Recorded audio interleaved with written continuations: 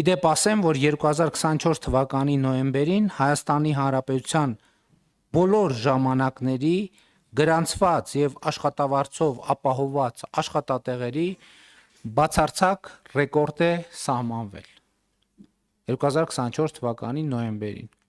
գրանցվել է 782,832 աշխատատեղ,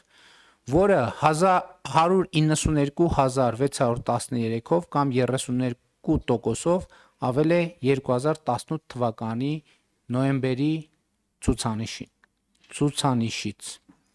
Այս տարվա ապրիլին, սակայն, արդեն գրանցվել է աշխատավարձերով ապահովված աշխատատեղերի նոր պատմական ռեկորդ՝ 783,547,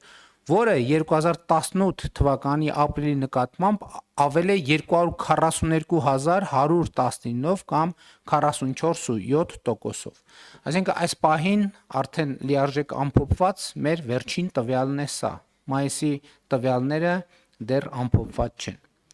Այսինքն 2018 թվականի հեղափոխությունից հետո Հայաստանում ստեղծվել է 242,119 աշխատատեղ։